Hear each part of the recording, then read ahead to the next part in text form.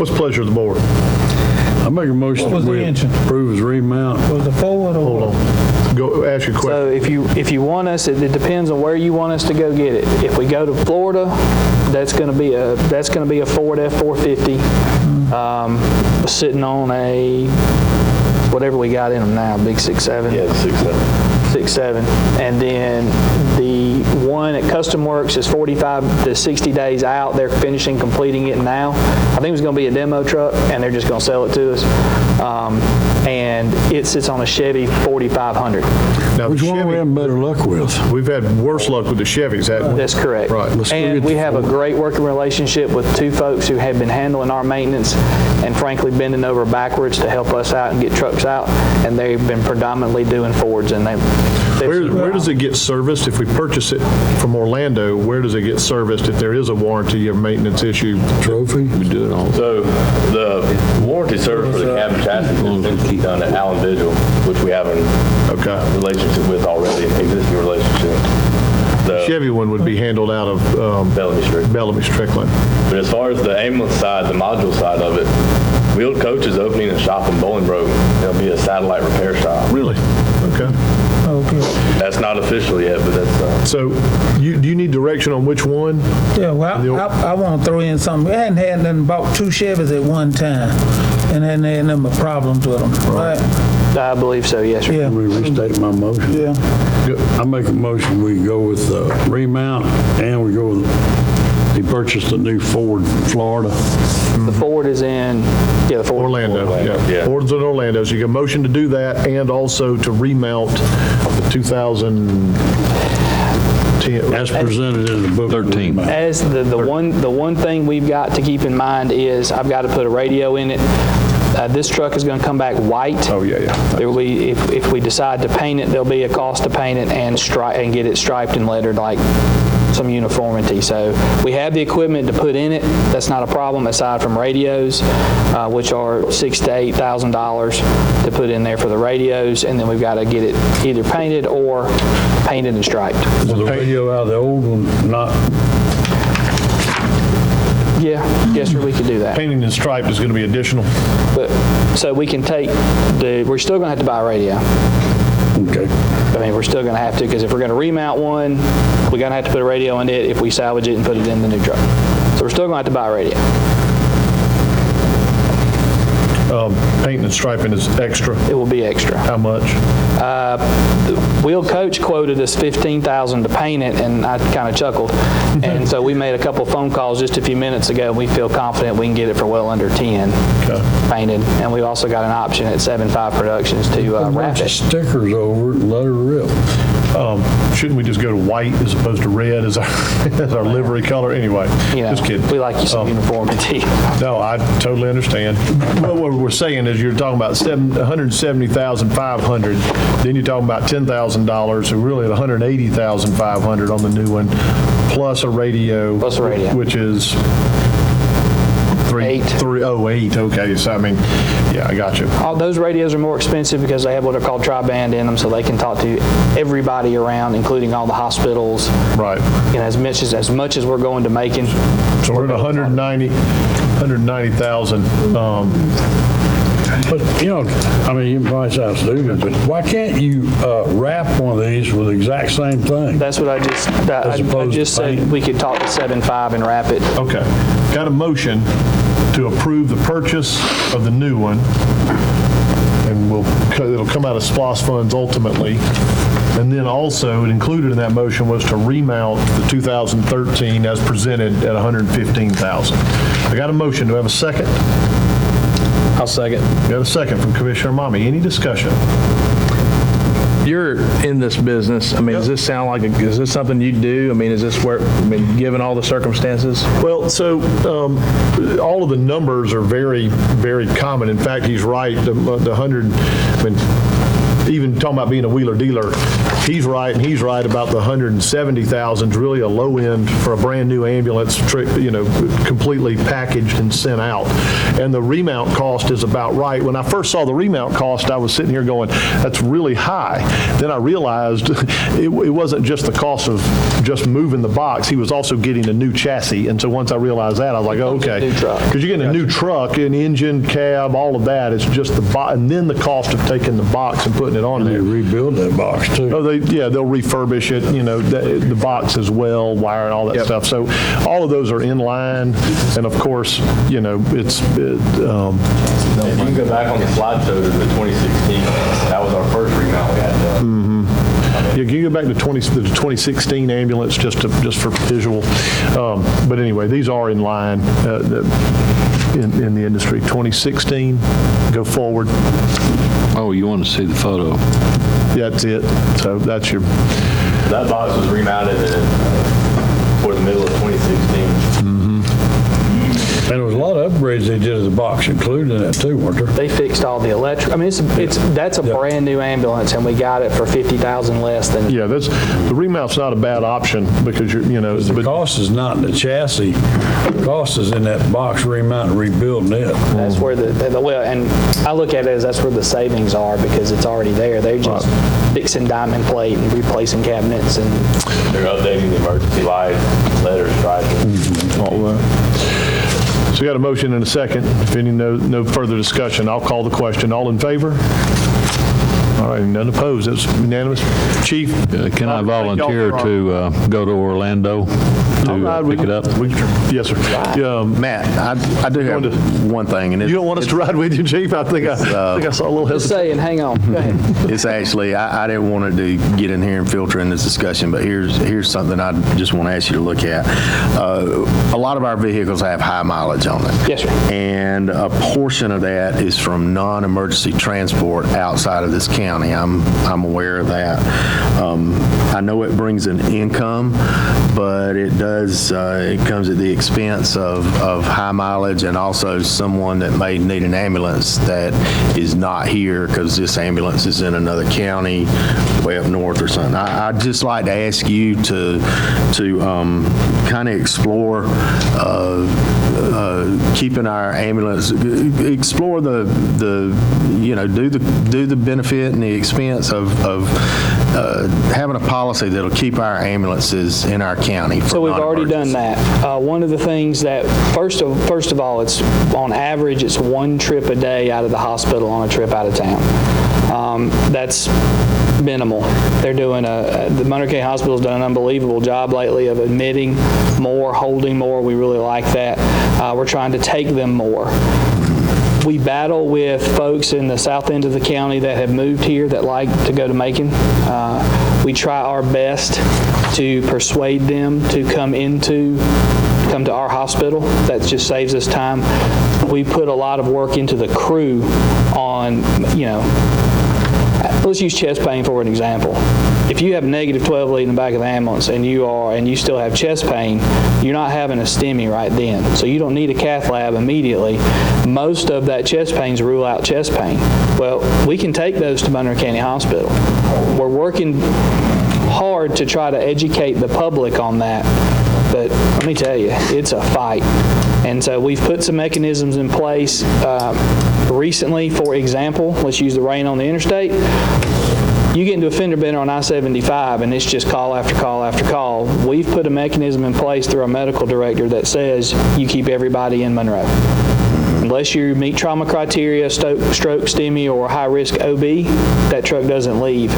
But we like to be able to give the customer, so to speak, to be able to go to their facility of choice within reason.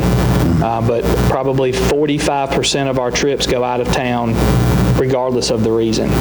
So we're working hard to promote the hospital. It's what it's capable of doing, and I think that as the renovations progress, you're going to see more people coming back to our hospital, and that just dramatically benefits us. We've also expanded our capabilities significantly in these trucks, and we're getting ready to roll out a brand new set of protocols, new drugs and things like that are going to allow us to stabilize and treat better in our trucks sitting in your driveway, and then instead of having to go to Macon as traditional additional, we can take you to Monroe. So that's another big cost to us in keeping it in town, but we're working on it every day. It's an interesting fight when you're 30 miles from 4 hospitals. Yeah. I just heard of one, I live with a firefighter, and I heard of somebody being taken to Grady, and I was like, man. A lot of those are continuity of care trips. If they can't find anybody that can go, we will take them. So the hospital may have been reaching out to other entities to find they struck out and this person needs to get to Atlanta. We'll take them. Plus these other hospitals are on diversion. That may have been the only place they could place that patient. Coliseum's on diversion now. No ambulances. Don't take a patient there for anything. Okay. They do that 3-4 times a week. Well, back to his point, he said Grady. Grady's a burn unit. It's a trauma unit, and the only other burn unit is over in Augusta, right? Yes, sir, and there's also one at Got a Cobb. burn. That's where you got to take them. Well, if it is an emergency, absolutely. If it's non-emergency, there's other avenues for them to get from here to Grady without taking our. Because if he's in Grady and you have a heart attack, we got problems. So let's have some clarity too, because I understand that if it's an emergency, you need to take them to the right place. Correct. There's not a question about if they need to go to the medical center and it's an emergency, even if they're in the north end of the county, so to speak. My point being, take them exactly where they need to go for proper care. I think the trip you're talking about was a non-emergency trip. It was just a transport from the Monroe County Hospital to Grady. So my question would be, how many non-emergency transports are we taking out of the county in any given time? I mean, you said one trip a day. Is that more along the lines of what you're talking about? 90+% of them just go down to Macon, and they average for us about 30 transfers a month, so it's about 1 a day that we take. I'll give you a great example of how we do this. Yesterday, a non-emergent service taking a patient from Atlanta to Perry developed a problem with the patient. They diverted to Monroe and then left. This guy had to get to Perry. He's ambulatory. We call him walkie-talkies. He's walking and talking. He doesn't meet medical necessity for us. I had to get him out of the hospital. We tried for 5 hours to find somebody to get him, and finally got a non-emergent service somewhere else to come and grab him and take him home. On the non-emergency, people aren't going to understand but you will. On a non-emergency transport, do our firefighters have to go over and sit on the wall? No, sir. They're 9 times out of 10, and again, that's an emergency only, right? Hospitals being on diversion sometimes throw a kink in it, but most of the time they go down there.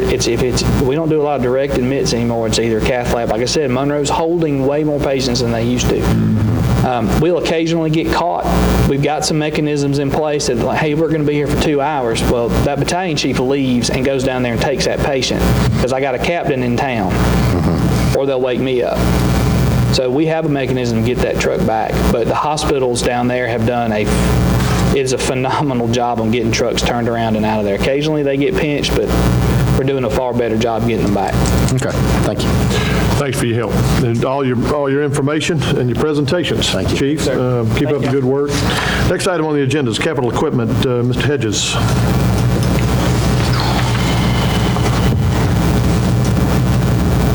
Had several departments come to me during the past month requesting expenditures for capital equipment, and I've put it all into one presentation. I'll start right out by saying everything to be purchased and that is being recommended is coming from SPLOSH funds. So let's take a trip. I'll remind the board of this number on recreation, $775,000, and the number on public works equipment, $321,000. Those are funds from SPLOSH that are allocated to those two departments. So the first item is a very big ticket item. It's a Caterpillar Model 320 excavator. The county owns 2 excavators, and I think I see both of our gentlemen here. One is assigned to Public Works, and one is assigned to the Land landfill.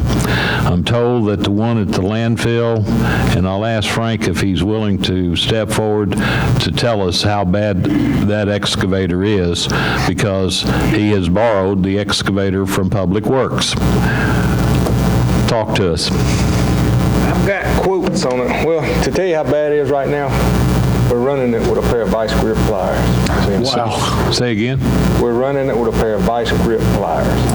That's how you work the throttle on the machine. Yeah. I mean, it leaks probably at least 5 to 10 gallons of hydraulic fluid a day that we're replacing back in it. Okay. I mean, all the electrical, as far as the wiring harness, all that is completely gone on it. We have no control over whether it goes into the, fast pace or slow pace when you're walking it. It just goes back and forth. I got you. How old is that one? It's a 99. 99. 20 years. And rebuild that just be ridiculous. You throw too much money into it to... Okay. So you'd say it's worn out? Yes, sir. It's worn out. I've got a quote. No, I've got the quotes. I'm talking about to refurbish it back to where it could be used. Okay. What is it? It's $21,000, and that $21,000. doesn't fix everything. Just blew it. What is it that doesn't fit?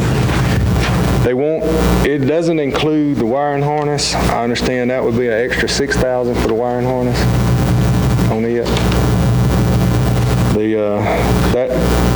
It redoes all the chains, rollers, everything, sprockets. Wouldn't that be like throwing good money after bad, though? Yeah, you're just that low. You're not going. Yeah, I mean, if you put the money in it, you're not going to get that money back out of it in the end. I mean, we're probably servicing it again in, Yeah. another year? I mean, just yesterday, the day before, the track fell completely off of it.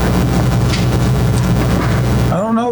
We rebuilt that, D7, and saved about $100,000 about 3 years ago. They gave us a new warranty for it. Does John Deere do the rebuild? You got a John Deere? Yeah, John Deere doesn't have the rebuild. Go ahead. They don't have the rebuild. No, they don't have the rebuild. Only CAT has the rebuild, refurbish program. Thanks, Frank. Well, the recommendation is to purchase a new one, a Caterpillar, $197,000. There are two other quotes there, and if you want to have a discussion about these three quotes that we've got, I'll get Junior to come up, but you know what Junior's opinion is going to be. Poor Junior. Have a better picture. That's the same one. I said get a better one. The second piece of equipment is a truck for animal control. I thought that this was included in the 31 vehicles, but in going back through the list, it was not included. They're requesting a 250 4x4 to go out on some of the muddy roads. Price for that is $26,200 for a regular cab. Third set of equipment is 2 lawnmowers for the recreation department.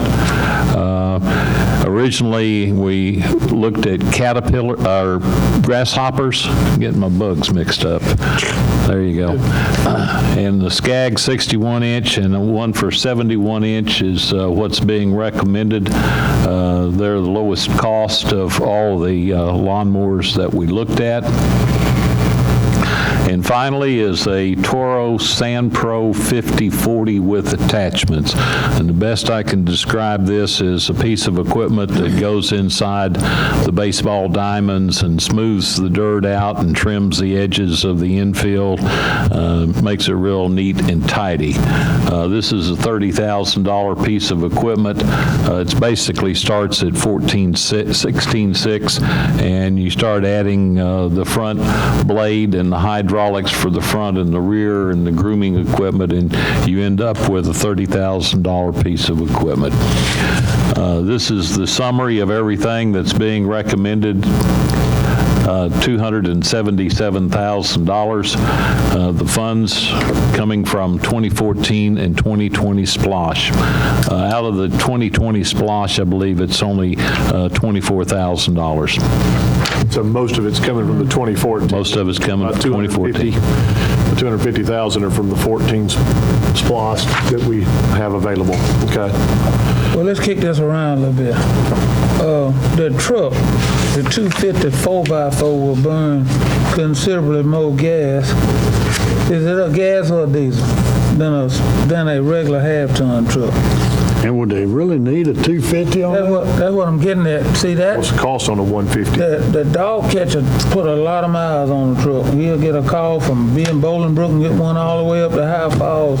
He's back and forth all over the county, and I'm just wondering, I know that truck will burn considerably more gas than a regular half-ton.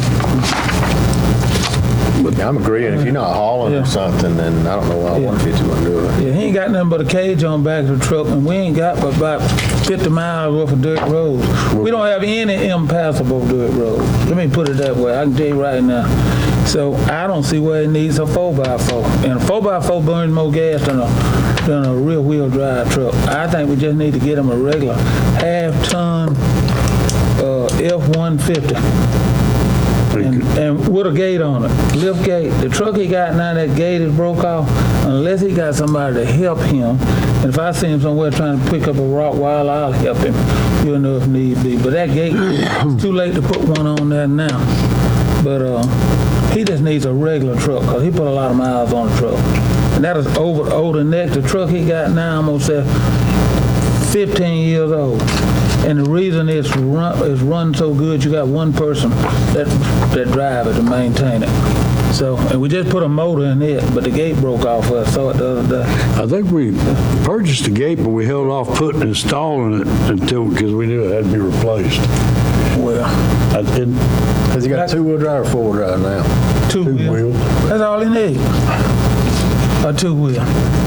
I say get him go and buy one on the state contract, two-wheel drive F-150, and that thing, and you get the V6 engine, it get a little better. I got a V8 in mine, and it averaged 18 miles a gallon. That V6 averaging about 22. No, I got the V6. It ain't worth a flip. Yours don't do it. I read that they ain't a bit better, but I get 18.3. The guys with V8 getting better mileage on low speed, from 50 and under. And it pulls better. Now, the next thing I want to get to is those mowers. Skag is a good mower. Grasshopper is a better mower. It's got the grease fittings. That Grasshopper, you can find Grasshoppers with 20,000 hours on them. They got the better grass. They got the best grass fittings, and the one with the out front out here, 71 inches, I think we ought to get two of those. I ain't got nothing. Skag is a heavy-duty mower. I got a big zero turn. It burns more gas. You definitely want diesels. Those, if we get two of them, and that's a good price on the that Grasshopper for $12,000. And assign them two people. In other words, one person run the same mower every day. That mower lasts 20 years. But I don't think they've got something. The problem I have with it, the diesel, the maintenance is so much more on it, and when you cut a lot of grass, that stuff blocks up that screen thing, overheats the engine, then you're gone. Not on the Surveyor and the maintenance on them high, but the Skags, they get just good. Of course, they use a little bit more gas than you're going to use on diesel, but you can offset the price of diesel maintenance to the gas. I guarantee. And the Grasshopper dealer is the closest ones where? Grasshopper, Jackson, and then they got one in Thomaston. And see, we got a Skag dealer right here in Macon. Same thing. Jackson is the same thing. Because I see all the states using a bunch of Skags, these other counties. I ain't seen any of the communities using Grasshoppers other than just private people. State got two Grasshoppers down there cutting right now. Right this minute. I disagree. I know. I just hate seeing a water-cooled engine out there cutting grass. Diesel is much more efficient on these mowers. A lot more. You can take 2 of these boys right here and cut the whole part in one day. 2 of the 71 inches. We'll get one of each. But for some reason, they wanted a 61 inch. I don't know why, to get don't around either. inside the park. I talked to Landon about it. Well, I'm familiar Landon's with the here. park. Yeah. Landon's here, just a side note, if we need it. Yeah. All right, what's the pleasure of the board? What's the, I mean, I make a motion we go with the grasshopper. well, hold on, do we need to separate these out and do one at a time? Or do you want somebody make a motion about all 5? Let's do them one at a time. What happened to the mower we just bought? What more we just bought? We just bought a mower 2 years ago. Keith Edge come up here. I can tell you what happened to it. I pleaded with you not to buy it. It was a doggone snapper. I told you that snapper was gonna turn. I told And you- see, I want to turn it down too, but Keith said they promised him if it broke down, they'd bring him one that night to use, Listen, because they're junk. I told you it wasn't nothing but junk. Akins has quit selling them. He's the one that sold it. I told that the mechanisms, it wasn't gonna hold up, and it didn't. They didn't last 2 years. You Google grasshopper and Google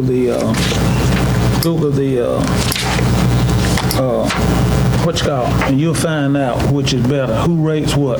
I've got the, Grasshopper's the best one. I've used a Skag myself, but for the cost of these, for 12 grand, we get a Skag, the top of the line for less than that. But now if you go down to a lower model, like the Turf model, we can get the 72-inch cut for like 8,000, get 2 of them for 8,000. But for the money, if you get the Turf Tiger, you can get it for like, what is it, 8,000 on the 61 and 11,000 on the, I just don't like the diesel with the maintenance on it. Seems like we got all kind of diesel equipment out there that's falling apart. Let's put this off to the next meeting, and I'll take you and you can Google it, and I will show. I got a Gravely. I got a big Gravely. And I got the big Skag. big trouble is Gravely is rated over your. Let's arm wrestle for it. How about that? Indian leg wrestle would be even better. But if you don't All right, save money, let's get the 2 cheaper ones. Well, I ain't going about the price. It's what's gonna be out there. And just like Keith told us about that other one, they keep it up. The snapper was the cheapest. They put that argument up, and I I told you. know, less than 2 years ago, and I voted against that this time when we buy a Skag. Landon, you got any? No, I mean, originally we went with the Grasshopper diesel mainly for the longevity of the engine, and then also we have a diesel tank on You got a site. 4,500 hour engine opposed to a 3,000 engine. But the problem is the diesel maintenance is so much more on those things. And if you let that screen, I've got diesels. Now if I let my screen get when I'm cutting grass, block up overheats, then you're out big money. I just don't like a air-cooled engine out there cutting grass. I mean, water-cooled. Yeah, we do, maintenance is done on site, oil changes, all that's done. They take care of washing them down, making sure everything's cleaned in between cuts. The main reason for 2 is we are trying to cut down on the amount of cross seeding with weeds and things like that, since we are putting a lot of money into fertilizing and weed control on the actual And is fields. there a reason you wanted a 61 instead of 272s? Just the control of the outside the fence. There's a lot of bumpy areas, and so with the kids running and playing, we wanted to make sure that our cuts a little bit Uneven terrain, that 72 is going to scalp a lot of it. right. And that's 72s for the inside the fence for the outfields, and then the 61 will be on the outer perimeter. So you have the Grasshopper now? No, right now we have an X-Mark, 61 inch. X-Mart is a good mower. It's rated. Grasshopper is #1, and Gravely is above what you drive. Shoot, I'll put a Skag up against any more you got. all right, so as it pertains to the presentation and this summary, what's the pleasure of the board on each and all of these items? Let's go with Caterpillar on the track. Okay, so your motion is to buy the Caterpillar, $97,000. okay? It'll be there another 20 years. It'll be there until I retire. Let's take either of these one at a time. You got a motion Make to a purchase motion. Caterpillar. I'll second. Got a second for that. Any discussion on it? Hearing none, I'll call the question. All in favor? All right. Okay, I want to make a motion that we get a F-150 Two-wheel drive truck. So can we just, I say table it, but can we just have them bring it to us next meeting? We get a state contract. Go ahead and authorize him to get it. We get on the state contract. There's not much difference between this 250 and the 150, maybe $1,500. Not in prices. We just bought a number of them. Right. But does it save us any to go to the two-wheel drive?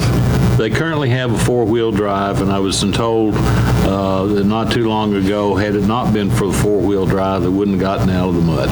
Okay. So that was the request. I didn't think they had a four-wheel drive though. Though they got stuck. Oh, you're talking about, you didn't think that Well, he said if it hadn't been for the four-wheel drive, they would have gotten stuck, meaning they had a two-wheel drive. Oh, I see, hold on. help me out.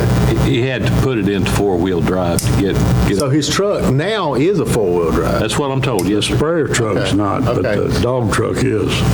The dog truck ain't no four-wheel drive, is it? I think it On the is. gym, it's Well, that's what they, It's the sprayer truck's not. what's the pleasure of the board? I Get a recommend state contract, 150, Ford 150. So we got a motion to purchase a 150 4x2. no, wait a minute. On a state contract. If he has got a four-wheel drive, then let's get him a. Well, but, all right, well, I got a motion. Does no one want to second it? Okay. All right. No four-wheel drive. All right, so that motion dies for lack of second. Do I have another motion on the trucks? That's a waste of money. I make a motion to buy the one they've got on lot. He needs the truck now. So now we're to a motion to buy the Ford F-250 4x4. With the regular cab, not the crew cab. Yeah, regular cab. Yeah, RC, our regular cab at 26.2. I got a motion. Do I have a second? Got a second from Commissioner Mommy. Discussion.